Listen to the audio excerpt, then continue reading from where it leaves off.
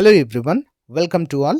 మన ఛానల్లో ఉన్న సబ్స్క్రైబర్స్ అందరికీ ఉగాది మరియు రంజాన్ సందర్భంగా మరి అన్ని పోటీ పరీక్షలకు ప్రిపేర్ అవుతున్నటువంటి అభ్యర్థులకు లైక్ ఏపీపీఎస్సి, అంతేకాకుండా టీజీపీఎస్సి, ఎస్ఎస్సి, ఆర్ఆర్బి వంటి ఉద్యోగాలకు అన్ని కోర్సుల పైన కేవలం 399 రూపాయలకే ఫుల్ కోర్స్ ఆఫర్లో అయితే అందజేస్తున్నామండి. సో ఏపీ హైకోర్టు ఉద్యోగాలకు సంబంధించి AP police, endowment, CDPO and APPSC all exams, RRB, NTPC, group D, SSC all courses, TGPSC all courses. ఓకేనా? ఈ ఏ కోర్స్ మీరు తీసుకున్నా కూడా ఈ యొక్క ఆఫర్లో 399కే వస్తుందండి. కేవలము 399 మాత్రమే. 1 ఇయర్ వ్యాలిడిటీ ఉంటుందండి. ఈ ఒక్క కోర్స్ మీరు కనుక తీసుకున్నట్లయితే, అంటే ఎనీ కోర్స్ 399 రూపీస్తో కోర్స్ తీసుకున్నట్లయితే మీకు అన్ని క్లాసెస్, ఓకేనా, 1000+ క్లాసెస్ ఉంటాయి. ఈచ్ అండ్ ఎవ్రీ టాపిక్కి సంబంధించిన టెస్ట్ సిరీస్ ఉంటుంది. అంతేకాకుండా ఈచ్ అండ్ ఎవ్రీ టాపిక్కి సంబంధించిన పీడిఎఫ్ మెటీరియల్ కూడా మీరు డౌన్లోడ్ చేసుకోవచ్చు. డౌన్లోడ్ చేసుకుని ప్రింట్ కూడా తీసుకోవచ్చు. ఇది చాలా అంటే చాలా మంచి ఆఫర్ అండి. Limited period offer. ఓకే, వెంటనే కోర్స్ తీసుకోండి. ఏ విధంగా తీసుకోవాలి మరి? యాప్ లింక్ వీడియో డిస్క్రిప్షన్లో ఉంటుంది ఫ్రెండ్స్. ముందుగా యాప్ డౌన్లోడ్ చేసుకుని మీ మొబైల్ నెంబర్తో రిజిస్టర్ అయిన తర్వాత స్టోర్ ఆప్షన్లో కోర్స్ ఉంటుంది. డెమో చూసి వెంటనే పర్చేజ్ చేయండి. ఓకే, ముందే చెప్తున్నాను, ఆఫర్ కొద్ది రోజులు మాత్రమే ఉంటుంది. వెంటనే తీసుకోండి. All the best. Hello everyone, welcome to RK tutorial. Friends, ఈరోజు మనము డైలీ కరెంట్ అఫైర్స్ మరియు జీకేలో భాగంగా 29 మార్చ్ 2025కు సంబంధించిన మోస్ట్ ఇంపార్టెంట్ కరెంట్ అఫైర్స్ని ఈ వీడియోలో చూడబోతున్నాము. ఎవరు కూడా మధ్యలో స్కిప్ చేయకుండా వీడియోని చివరి వరకు చూసేయండి. ఓకేనా? అంతేకాకుండా ఉగాది మరియు రంజాన్ సందర్భంగా మన యాప్లో ఏపీపీఎస్సికి, అంతేకాకుండా టీజీపీఎస్సి, ఆర్ఆర్బి, ఎస్ఎస్సికి సంబంధించి ఎనీ కోర్స్ జస్ట్ 399 రూపీస్కి అందజేస్తున్నామండి. 1 ఇయర్ వ్యాలిడిటీతో ఇస్తున్నాము. మంచి ఆఫర్, ఉపయోగించుకోండి. ముందుగా డెమో చూడండి ఫ్రెండ్స్. మీకు గనక క్లాసెస్ నచ్చితేనే కోర్స్ తీసుకోండి ఫ్రెండ్స్. ఆల్మోస్ట్ 20 ఇయర్స్ ఎక్స్పీరియన్స్ కలిగిన ఫ్యాకల్టీ చేత క్లాసెస్ చెప్పించాము, హైదరాబాద్లోనే ఫేమస్ ఫ్యాకల్టీ చేత. కాబట్టి డెమో చూసి మీకు నచ్చితేనే తీసుకోండి. మళ్ళీ చెప్తున్నా, ఓకేనా? బట్ మంచి అవకాశం, ఉపయోగించుకోండి. Question number 1. 2022 కామన్వెల్త్ గేమ్స్లో రజత పథకం గెలిచిన భారత బ్యాడ్మింటన్ జట్టులో సభ్యుడిగా ఎవరున్నారు? Who was a member of Indian badminton team that won the silver medal at the 2022 Commonwealth games? Answer option B అండి. బి, సుమిత్ రెడ్డి. ఎందుకు మరి ఇప్పుడు వీరి పేరు వచ్చింది చూద్దాము. భారత doubles badminton specialist B Sumeeth Reddy professional badminton నుంచి రిటైర్మెంట్ ప్రకటించి పూర్తిగా కోచింగ్కు అంకితం అవుతున్నారు. భారత బ్యాడ్మింటన్ సర్క్యూట్లో కీలక ఆటగాడైన సుమిత్ 2022 కామన్వెల్త్ గేమ్స్ రజత పథకం గెలుచుకున్న జట్టులో సభ్యుడిగా ఉన్నారు మరియు దశాబ్ద కాలంగా విజయవంతమైన కెరీర్ను కలిగి ఉన్నాడు. తన ప్రయాణంలోని తదుపరి అధ్యాయం కోసం తన కృతజ్ఞత మరియు ఉత్సాహాన్ని వ్యక్తం చేస్తూ ఈ వార్తను సోషల్ మీడియాలో పంచుకున్నారు. సింపుల్గా చెప్పాలంటే క్వశ్చన్ ఏ విధంగా రావచ్చంటే, ఇటీవల రిటైర్మెంట్ ప్రకటించిన సుమిత్, ఓకే, బి సుమిత్ రెడ్డి ఏ క్రీడతో సంబంధం కలిగి ఉన్నారో అని అడగవచ్చు. బ్యాడ్మింటన్. Okay, next. రామనాథపురం నుంచి రామేశ్వరం ద్వీపాన్ని అనుసంధానించే కొత్త పంబన్ రైల్ వంతెనను ప్రధానమంత్రి నరేంద్ర మోదీ ఏ తేదీన ప్రారంభించనున్నారు? When is the prime minister Narendra Modi inaugurating the new Pamban rail bridge connecting Ramanathapuram to Rameswaram island? ఏ రోజండి? Option B, 2025 April 6. Okay, April 6న ప్రారంభించనున్నారు. రామనాథపురం నుంచి రామేశ్వరం ద్వీపం వరకు అనుసంధానించే కొత్త పంబన్ రైలు వంతెనను ప్రధానమంత్రి నరేంద్ర మోదీ 2025 ఏప్రిల్ 6న రామనవమి సందర్భంగా ప్రారంభించనున్నారు. 531 కోట్ల రూపాయల వ్యయంతో నిర్మించిన ఈ వంతెన ఈ ప్రాంతంలో కనెక్టివిటీని మరియు రైల్వే మౌలిక సదుపాయాలను మెరుగుపరుస్తుంది. ప్రారంభోత్సవంతో పాటు ప్రధానమంత్రి తాంబూరం మరియు రామేశ్వరం మధ్య కొత్త రైల్వే సర్వీసును కూడా జెండా ఊపి ప్రజాసభలో ప్రసంగిస్తారు అంటూ తెలియజేశారు. ఓకే, ఇంపార్టెంట్ క్వశ్చన్ అండి. నెక్స్ట్. మయన్మార్లోని భూకంప బాధిత ప్రాంతాలకు సహాయం అందించడానికి భారతదేశం ప్రారంభించిన అత్యవసర సహాయ మిషన్ పేరేమిటి?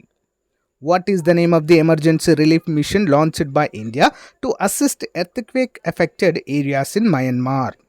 ఇంపార్టెంట్ క్వశ్చన్ అండి, ఎగ్జామ్లో వచ్చే అవకాశం ఉంది.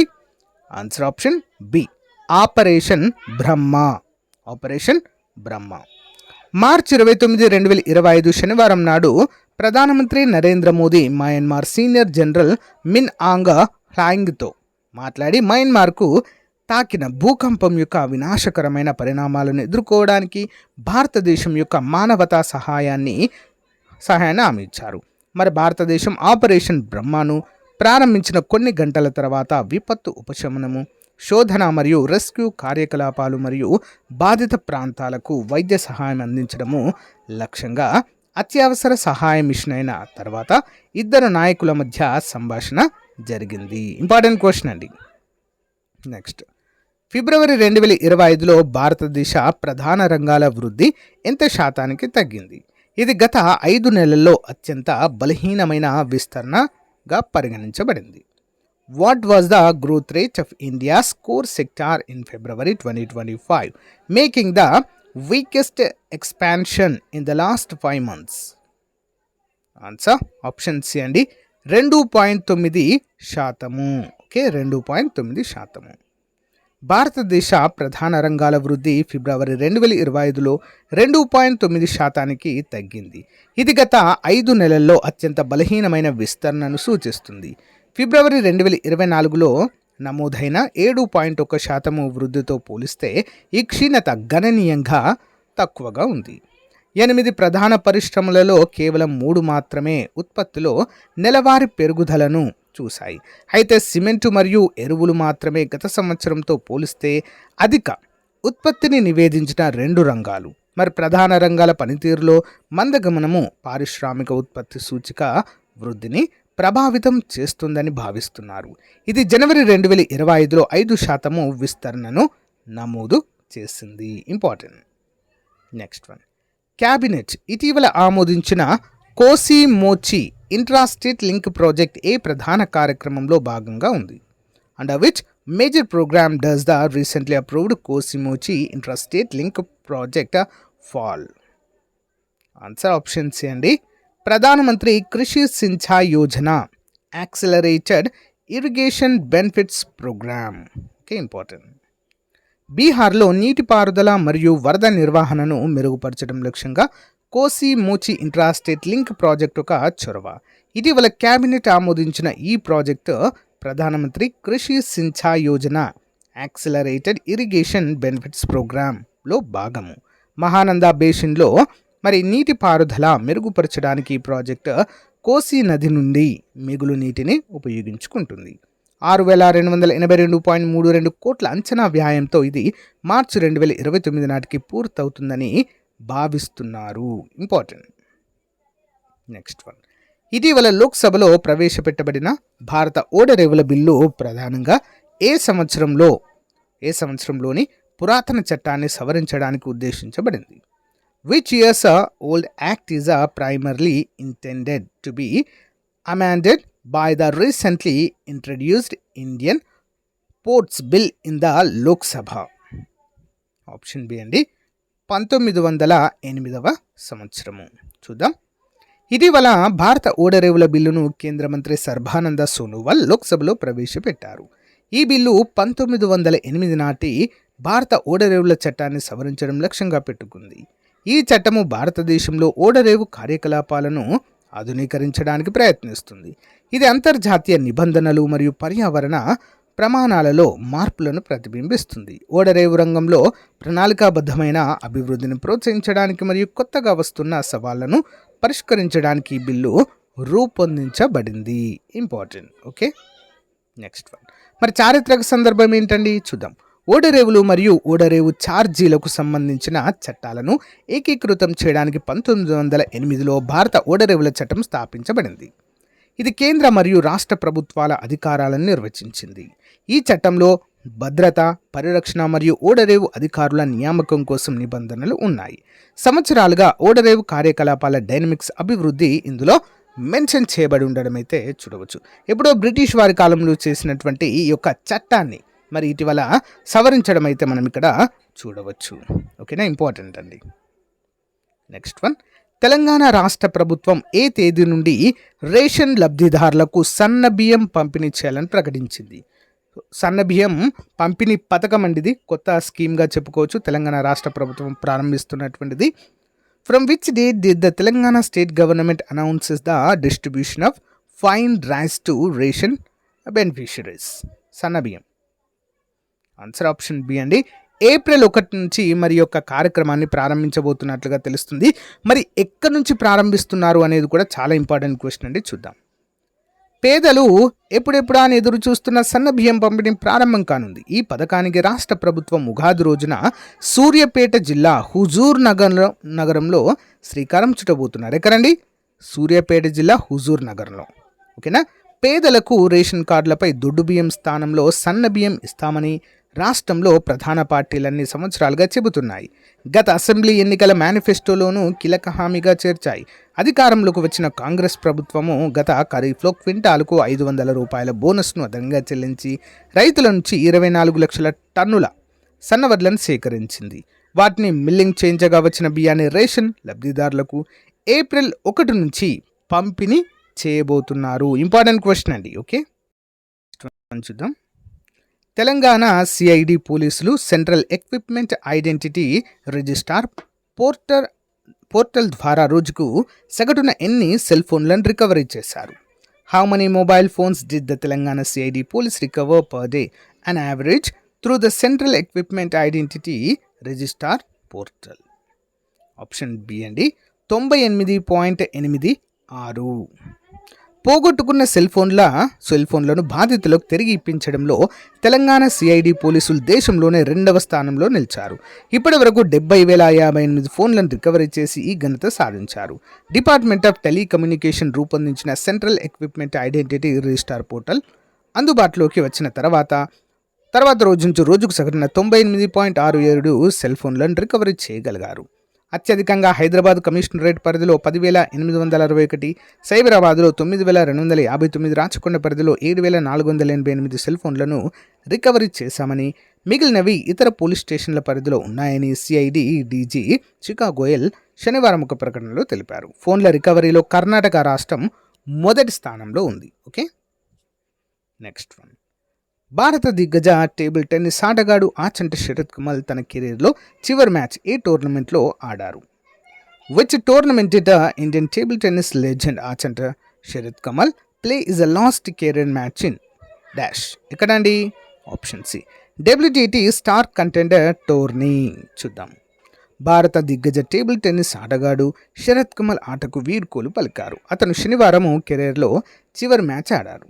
డబ్ల్యూటీటీ స్టార్ కంటెండర్ టోర్నీలో శరత్ 9-11, 8-11, 9-11తో తెలుగు కుర్రాడు స్నేహిత జురావజ్జులా చేతిలో పరాజయం పాలయ్యారు. 42 ఏళ్ల శరత్ ఇటీవలే రిటైర్మెంట్ ప్రకటించిన సంగతి తెలిసిందే. ఇకపై తాను పరిపాలక బాధ్యతల్లోకి వస్తానని శరత్ ఈ సందర్భంగా ప్రకటించారు. ఆటగాడిగా కెరీర్లో నా దశ ముగిసింది. ఇకపై పరిపాలక అంటే అడ్మినిస్ట్రేషన్ విభాగ బాధ్యతల్లో అటకు తిరిగి ఇవ్వడానికి ప్రయత్నిస్తా అని శరత్ అన్నారు. అంటే కోచ్గా. Okay, next one. భారతదేశంలోని అతిపెద్ద ఎల్ఈడి ఆధారిత ఇమర్సివ్ స్క్రీన్ స్పేస్ థియేటర్ను ఇటీవల ఏ నగరంలో ప్రారంభించారు? In which city was India's largest SED based immersive screen space theatre recently inaugurated? Option C అండి, బెంగళూరు. ఓకే, బెంగళూరు. దేశంలోనే అతిపెద్ద ఎస్ఈడి ఆధారిత ఇమెన్సివ్ స్క్రీన్ స్పేస్ థియేటర్ను బెంగళూరు శివార్లలోని తన ప్రాంగణంలో వండర్లా సంస్థ శనివారం ప్రారంభించింది. ఇది 23 మీటర్ల ఎత్తైన పైకప్పుతో 8 అంతస్తుల గోపుర ఆకారపు నిర్మాణంతో ప్రేక్షకులకు సరికొత్త వినోదాన్ని అందిస్తుందని సంస్థ ఎగ్జిక్యూటివ్ చెరుణ్ అరుణ్ చిట్టిలపిరి పేర్కొన్నారు. Okay, important. Next one. ప్రపంచంలో అత్యంత ప్రమాదకర రహదారుల జాబితాలో దక్షిణాఫ్రికా అగ్రస్థానంలో నిలిచిందని ఇటీవల ఏ దేశం నిర్వహించిన సర్వేలో పేర్కొంది? Which countries recent survey stated that south Africa ranked first in the list of the world most dangerous roads? America అండి, యునైటెడ్ స్టేట్స్. ప్రపంచంలో అత్యంత ప్రమాదకర రహదారుల జాబితాలో దక్షిణాఫ్రికా అగ్రస్థానంలో ఉందని ఒక సర్వే పేర్కొంది. ఈ ఆఫ్రికా దేశంలో డ్రైవింగ్ అంతా సురక్షితం కాదని వెల్లడించింది. ఈ జాబితాలో అమెరికా 3వ స్థానంలో, భారత్ 5వ స్థానంలో నిలిచింది. దక్షిణాఫ్రికాలో చట్టాలు ఉన్నాయి, వాటిని అమలు చేయాల్సిన అధికారులు అవినీతికి పాల్పడుతున్నందున మరి ఈ ప్రమాదాలు అయితే జరుగుతున్నట్లుగా తెలియజేశారు.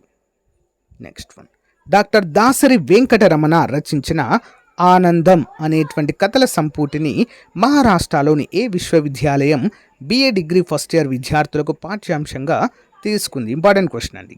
Which university in Maharashtra has included doctor Dasari వెంకటరమణ's short story collection Anandam as a syllabus for BA first year students?